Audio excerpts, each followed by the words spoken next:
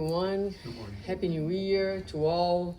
It's so exciting to be back to the center after this little break that was amazing, but it is also amazing to come back and thank God for routine, thank God for structure. At least I feel this way. So this lecture is the sixth lecture of this series that's called Moral Transformation. And we have been working little by little on some ideas that are key for this process of inner transformation. So we're going to a new year, but I'm always, like at the end of the year, asking myself, why people celebrate so much the new year if there is no movement within them to change what needs to be changed? The year is going to be exactly the same. Life does not change. The challenges are the same. The difficulties are the same. The people are the same. We're going to continue with the tragedies, with the wars, with the illness, with the fear, with the anxieties. So what exactly are we celebrating? What exactly? So I usually take this time to do a reflection. I did share my reflection on my Instagram. Some of you have seen. And I feel like telling people, it's wonderful that, 1 million messages. I mean, if you have groups, you receive like 1 million messages. I look at them, I don't reply to all of them. I wouldn't do nothing else but to sit and reply to messages. And I just keep thinking to myself, what are people doing with all these messages? Because you receive messages, inspiration, Chico Xavier, Divaldo Franco, you name it, you receive from all of them. And you read that and you're inspired by that, but have you actually stopped to do your own reflection? I mean, that goes only so far. If you're not taking the time to listen to the message, the main message, it's not the one that's coming from outside. You need to hear it within yourself if you truly are wishing for a new year. So that's where we're coming from. And we are going to continue to use this year as part of my studies and my commitment to look into the spiritist psychology, a term used by Joana de Angelis, which is the spirit who psychographs to Divaldo Franco and who has a series called the Psychological Series, right? So what is the purpose of this series? To study psychology, to understand Kardec, as we study Kardec to understand Jesus. So the study of the codification of Spiritism allows us to understand the messages of Jesus. It gives a broader meaning. When we understand psychology, the psychological concepts, for example, the concept of unconscious, right? So the forgetfulness of past lives, when we say things like, for example, I want to do right, but for some reason I don't. Why is that? Today, Joana helps us to understand that we have in ourselves, as part of our psychic, the unconscious. And the unconscious is huge. And we have this comparison of the ocean and a cork in the ocean. Consciousness is the cork. The psychic is made mostly by the unconscious, and the unconscious dictates our lives. Words of Joana de Angelis.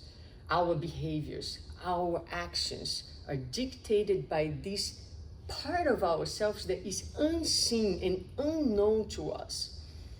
That's why a lot of times, although we want to do good, we still cannot do good, because there are forces.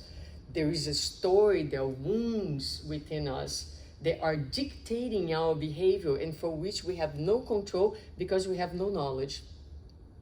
So that is the contribution of Joana de Angelis. And what I'm doing right now, and I share those things because I invite you to do the same thing, I'm rereading the Spirit's book by myself every morning, 45 minutes.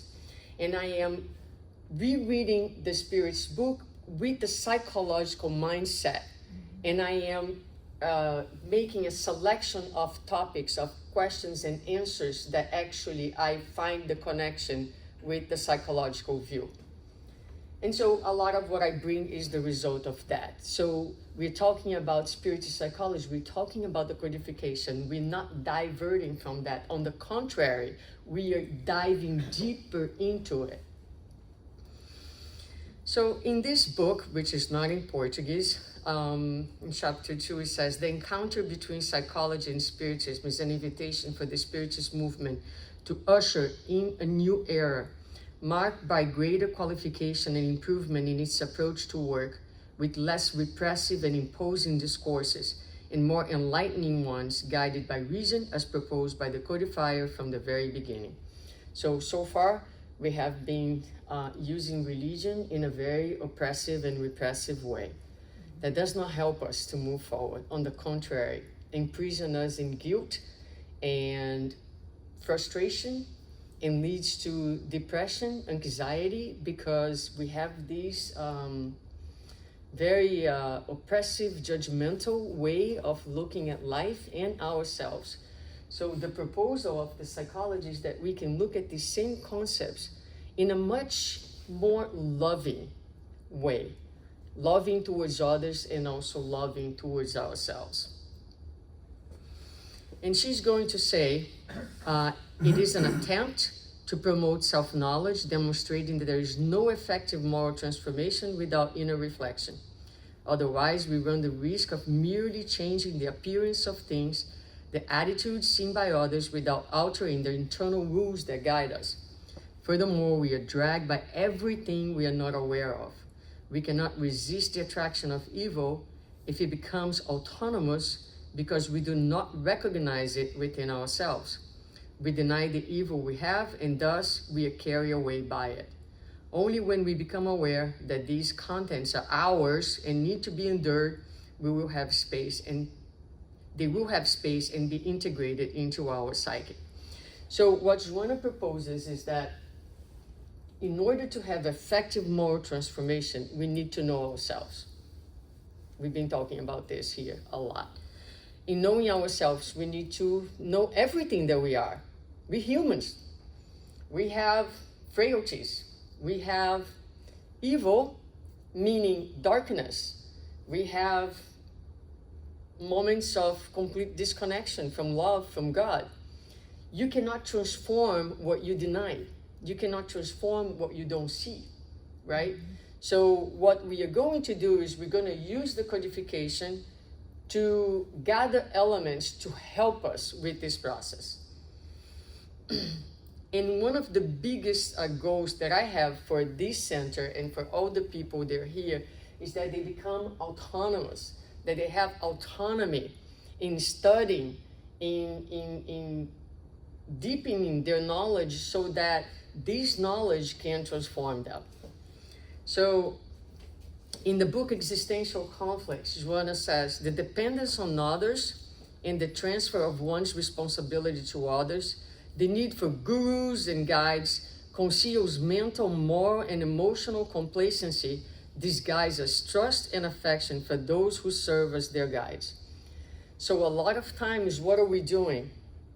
We are following people as if they are the reference for us. And we say that we follow them because we have affection, we have admiration, but in the meantime, we are kind of walking away from taking responsibility. Our guru is Jesus, and our inner voice and the knowledge of the truth within ourselves. So we need to take control, we need to take responsibility, ownership of our transformation process. Our gurus, our idols are doing theirs. We need to be in charge of doing our own. Nobody's gonna do that for ourselves.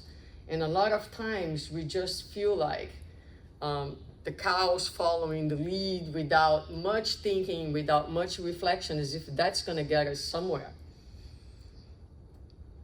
So what are the pillars of Joana de Angelis' psychology? What sustains her work, her thinking, and her vision? Well, the same ones of Spiritism, not different. The idea of God, immortality, mediumship, reincarnation, and plurality of inhabited worlds. I have talked about a lot of them. Today we're going to particularly study the plurality of inhabited worlds.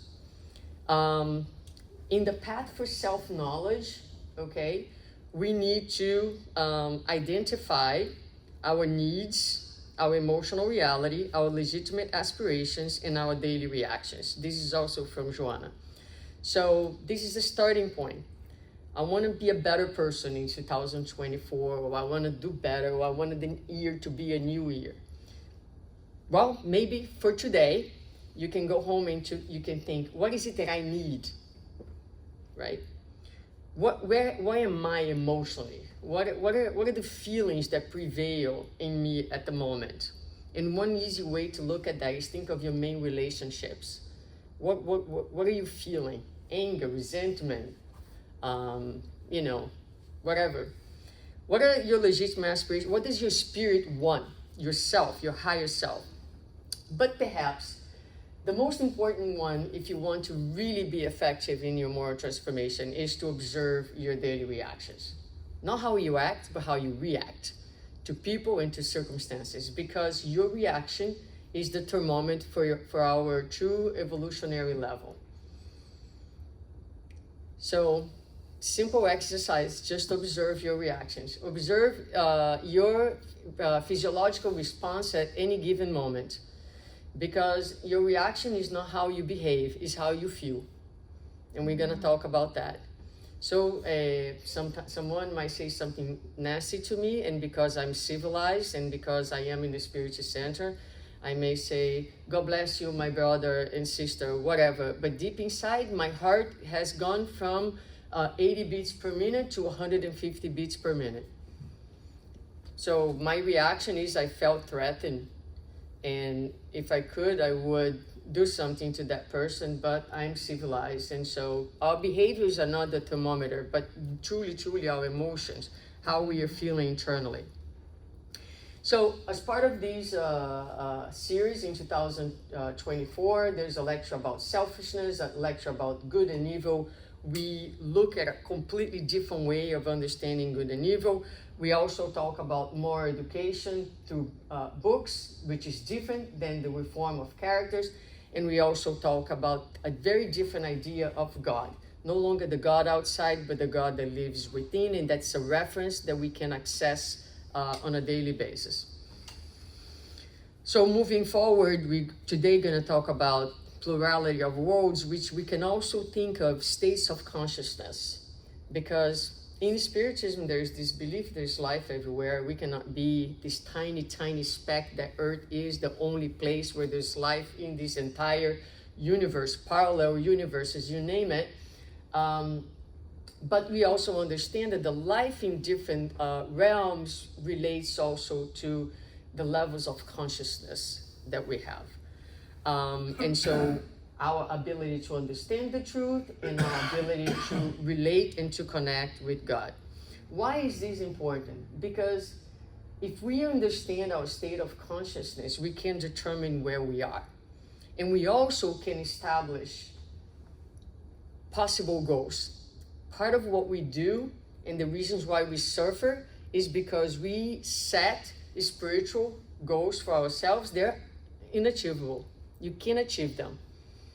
They are disrespectful, that do not recognize, that do not integrate what Kardec has told us.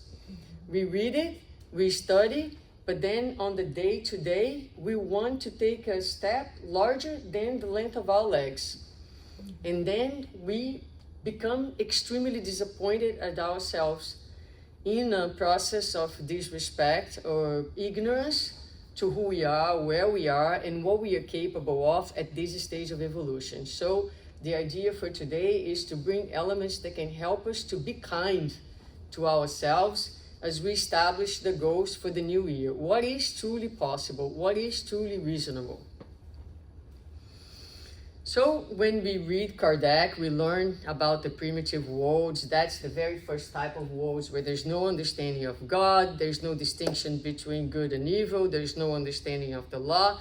And on the other end of the spectrum, there are these worlds, they're called the pure worlds, where the spirits have a full understanding of God in full connection with God as Jesus did when he said, I and the Father are one, meaning full connection, full understanding of the truth.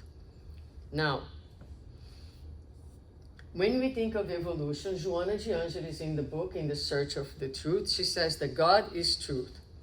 And in question 115 of the Spirit's book, the answer enlightens us by saying that spirits progress towards perfection through the knowledge of the truth. So it's not by doing good, it's not by coming to the center a million times, it's not by distributing soup to the poor that we are going to evolve.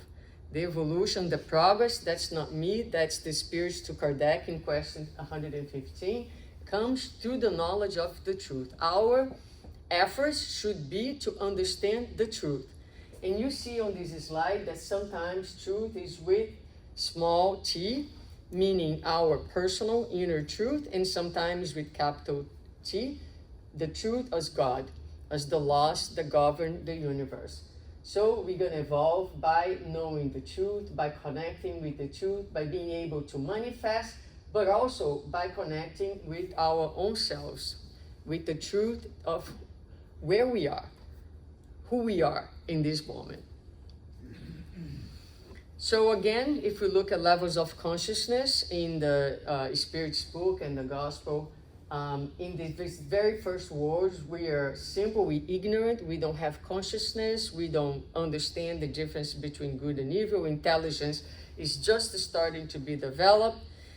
The world where we live in, evil prevails. And when we talk about evil in Spiritism, we're talking about ignorance of the law. We're talking about our frailties. What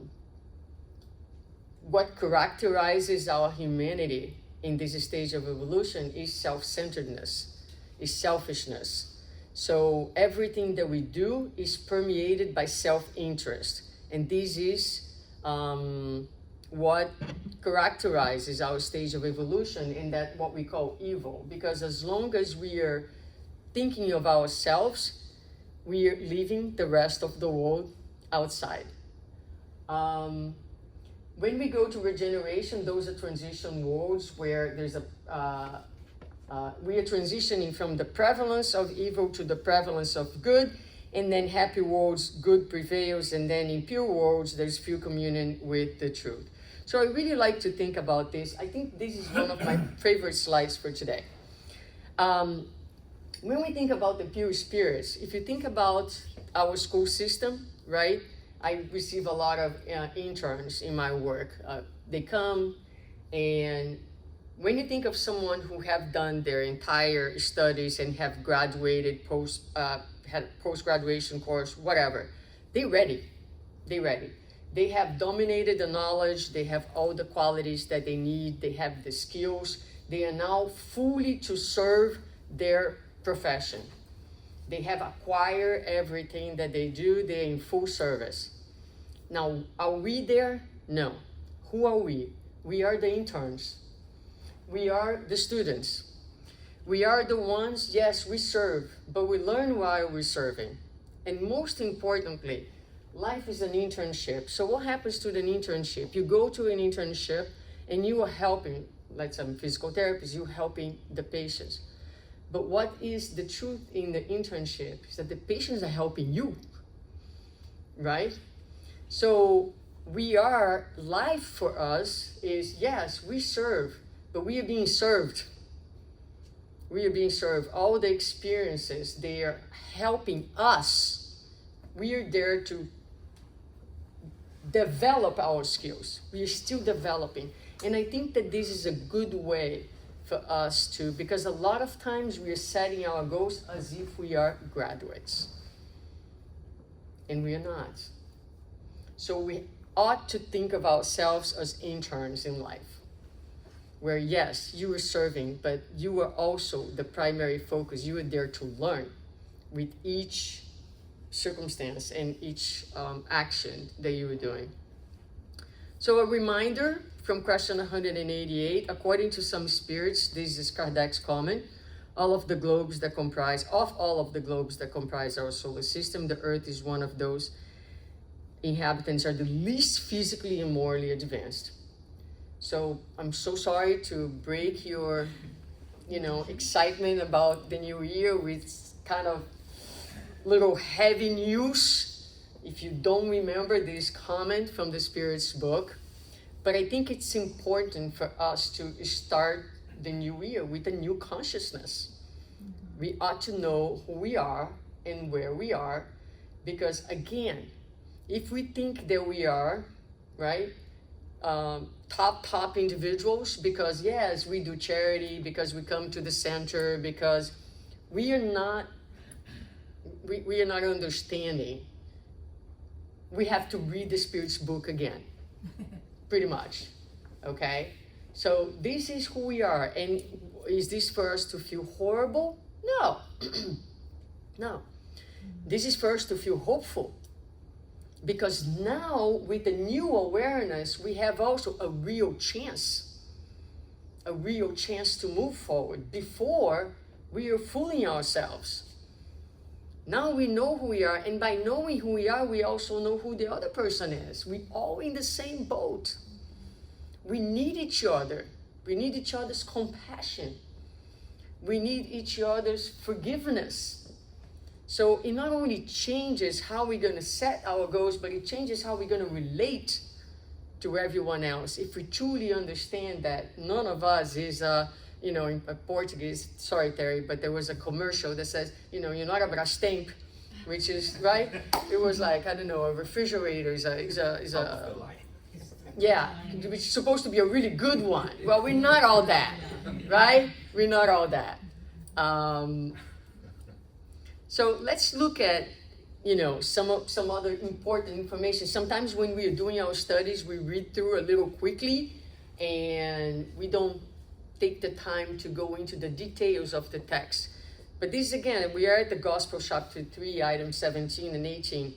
Talks about transition between worlds of expiations and worlds of bliss, and going through a regeneration. So in this world, the regenerative worlds, which we are transitioned towards, on such places, humans are still subject to the laws that govern matter. Their humanity still experiences your sensations and desires. On those worlds, humans are still fallible, and the spirit of evil has not completely lost its empire. So this is helpful, because here we are wanting to be good, wanting to be perfect, wanting not to have darkness or evil or commit mistakes, whatever name you want to give it to it. But the spirits are telling that at the next level of consciousness, which, believe me, we are far from fully getting there, right? We're still going to be dealing with those things. Sensations, desires, and evil. So we need to stop with this nonsense goal of like wanting to be good, because let's see what is possible for today. What can we do for today based on this? Oh my goodness, I forgot to translate the bottom things. But so the difference between trials and expiations is that we do evil with unconsciousness of the evil. Whereas in the regeneration worlds, evil still is there, but now we are aware. We have increased awareness of our inner truth, which again is excellent news, because now that we can see, we can actually have the best chance to work on ourselves. You can see that that requires what? Humbleness, right? You need to be able to step down from this high place that the ego put yourself and say, okay, this is where I am. It's okay. Let's, take what I have and transform into something good. So what is the thermometer for our evolution? Is our good behavior? No. Why? Because in this planet where we are, where evil still prevails, behind the good behavior, a lot of times there is pride. So I behave well because I want to be accepted, because I want people to think good of me, because I don't want to be criticized. So a lot of times that is what is driving us. Interest, because I want to go to Astral City. I want to, when I discarnate, I want to have a house fully purchased in the spiritual realm, preferably right next to Andrew Lewis, although he's not there anymore, I heard. But that's kind of in ourselves. Vanity, we have this idea that we must be pure and beautiful. And a lot of times, these desire to be beautiful and pure, when we are stuck on that, what do? We mask our limitations. We put behaviors. We don't want to see the human in us.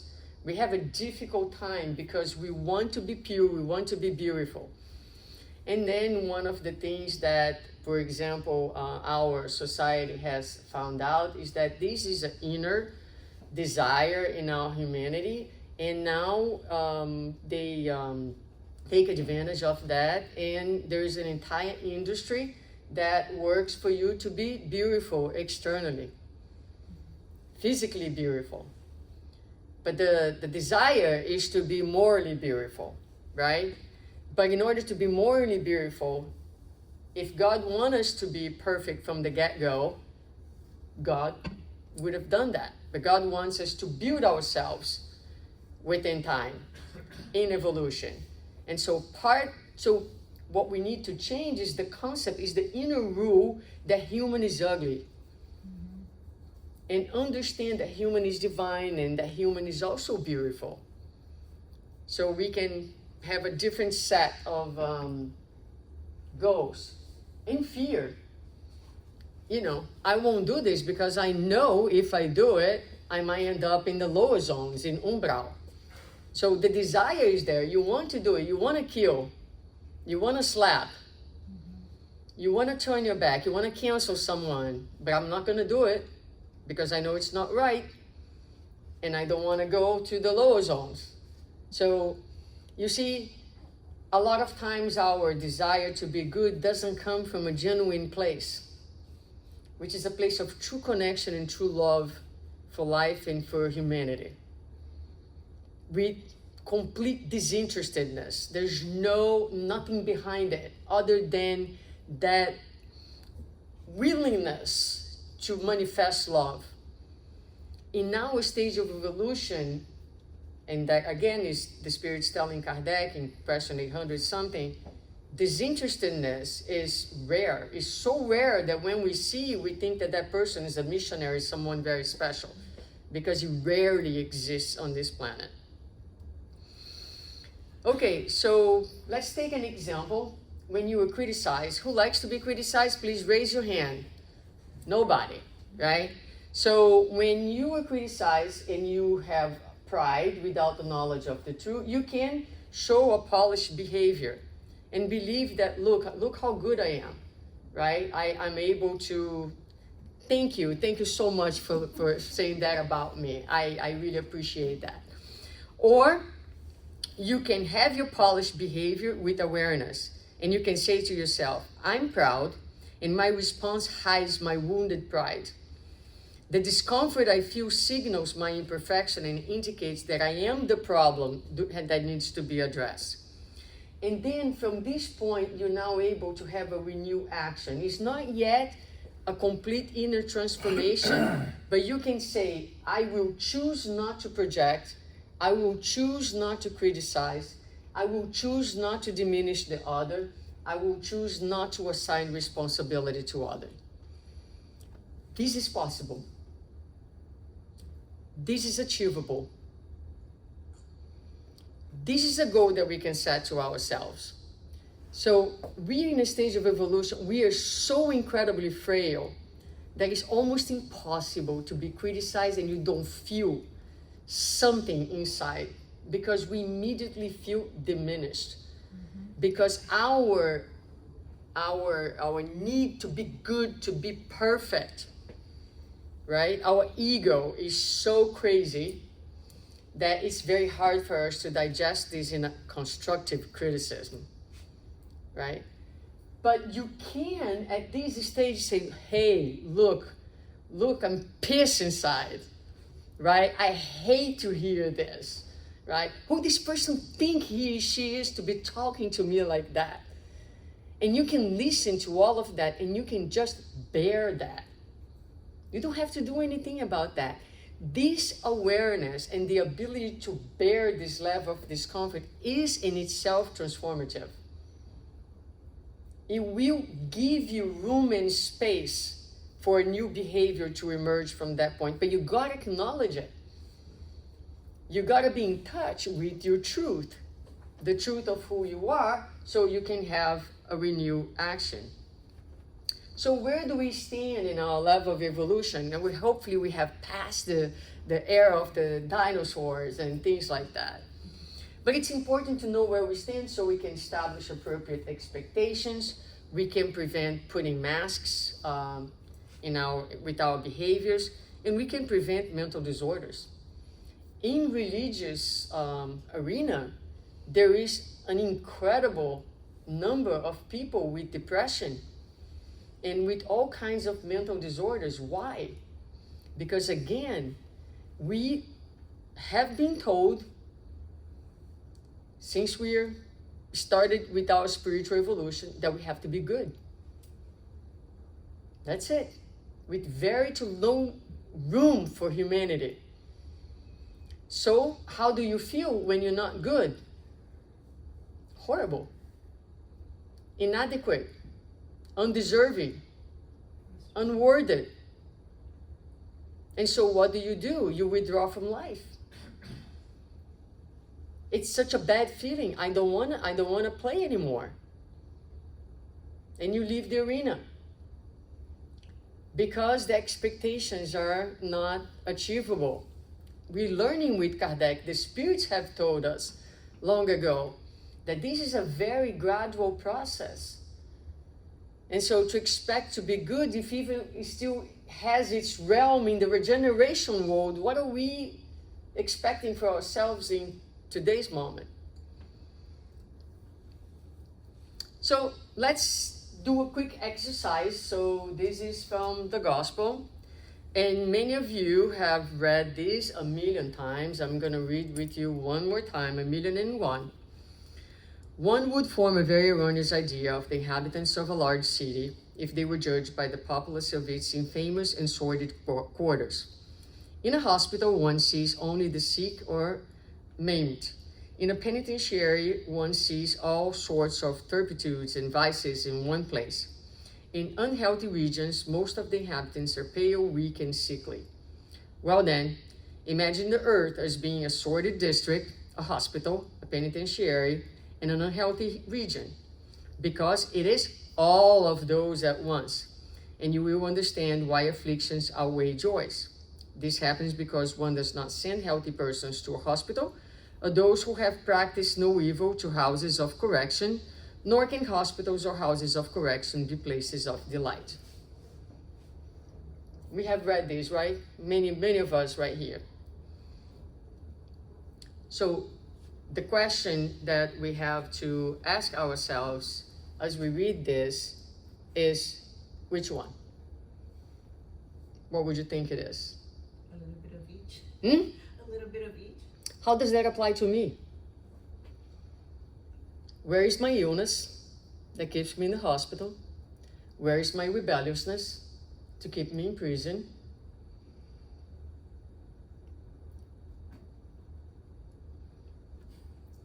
Where is the penitentiary, the hospital, and what keeps me in this unhealthy region?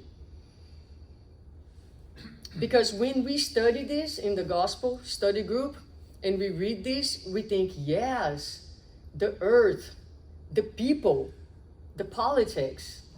Yeah. And then a list of names comes in our minds. All these horrible people out there sick. But the question that we should do is, how does this apply? Where is the illness that keeps me in this hospital? Where is the infractions? When do I commit my infractions that keeps me here? When am I breaking the law of love? What keeps me in this planet? So that is the reflection that we need to do. Very humbling, but very necessary, so that we don't do like Peter did. Peter thought that he was better than he was. Peter thought that he knew more than he knew. Peter denied Jesus 3 times, and we will deny Jesus on a daily basis. Because like Peter, we ignore the evil in us, or we deny the evil in us. We will only be able not to deny Jesus the day we understand what we don't see, or what we don't want to see about ourselves. So what is possible? As we transition from a world where evil prevails to a world where evil has not yet lost its empire, we can be the patient who do not recognize the illness, who do not follow treatment, and who refuse medication. We can be the prisoner that denies the crime, that justifies the behavior, and that rebel against the sentence. We're that sometimes, aren't we? And sometimes in our day-to-day, in our very physical world, we are the worst patients. We don't listen to our loved ones. We don't listen to doctors. We don't follow treatments. We think that we are better than our doctors sometimes. We are quickly to justify our behavior. Oh, I did this, but I did because. Can you go without because? Are we fully accepting life and the challenges and the situations that come our way? Because they're not in our lives randomly. Each one of us is living absolutely what's necessary for our empowerment and our spiritual growth. So, a lot of times we're in this state of moral blindness because we don't recognize our place in evolution, because we are deceived by the outer layer of good behaviors, like Jesus said, the whitewashed tombs.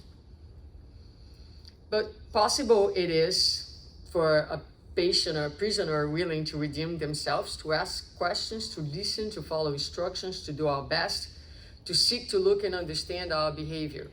The spirit will not be sensitive to the instructions of the superior spirits if it does not recognize its spiritual and moral needs. So God is present. The good spirits are present. They're trying to help us. We have intuitions. They're there next to us. But if we don't recognize our need, we are like a closed window. There is no opportunity to actually connect. The therapeutic effect of all of this is humbleness, and it improves our relationships, because as you see someone failing, you no longer judge that person. You understand that you are in the same place.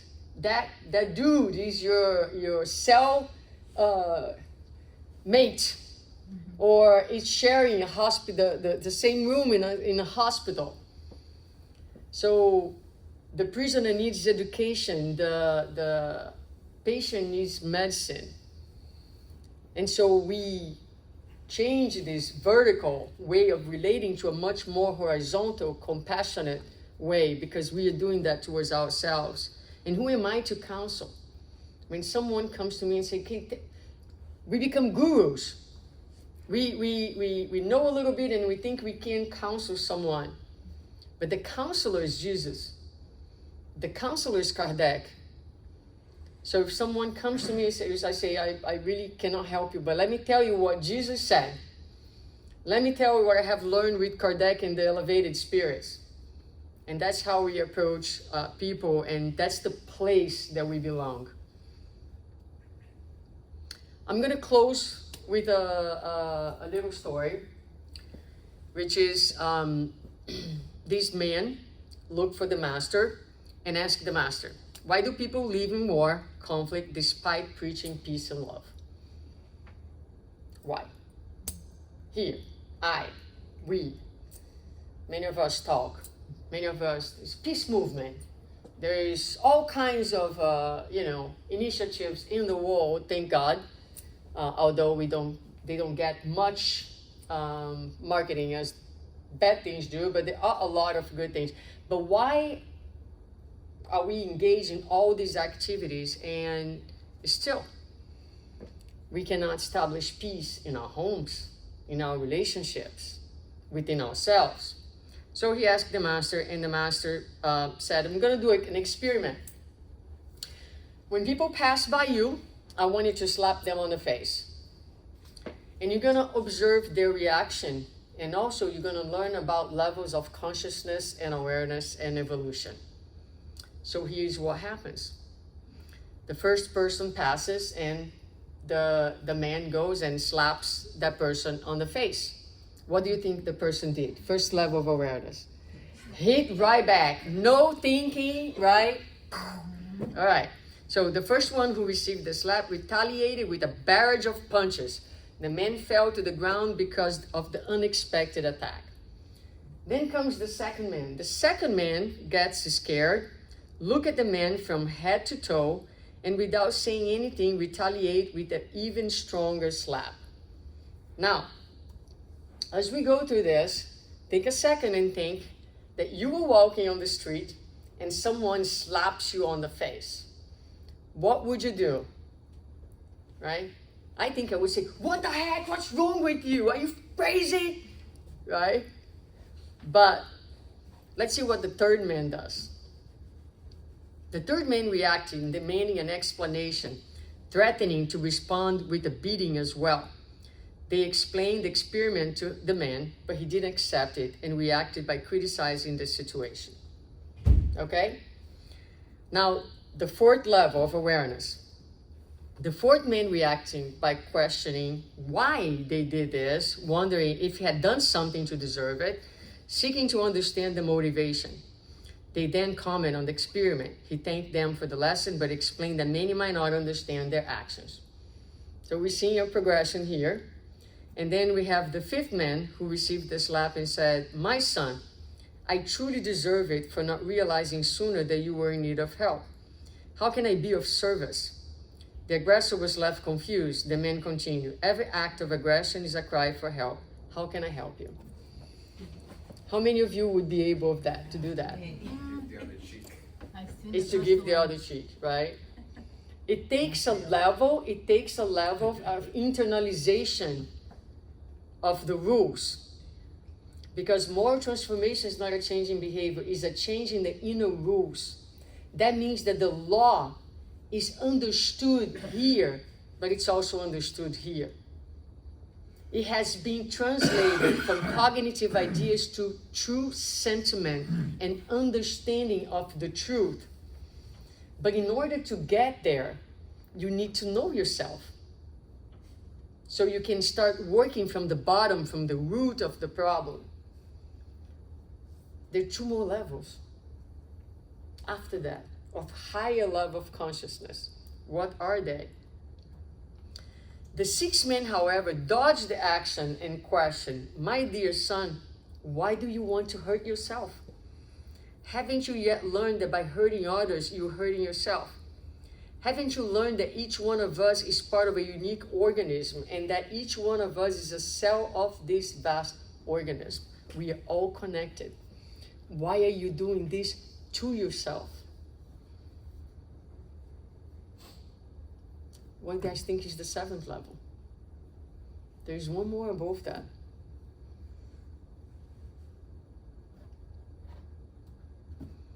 What happens with the seventh man?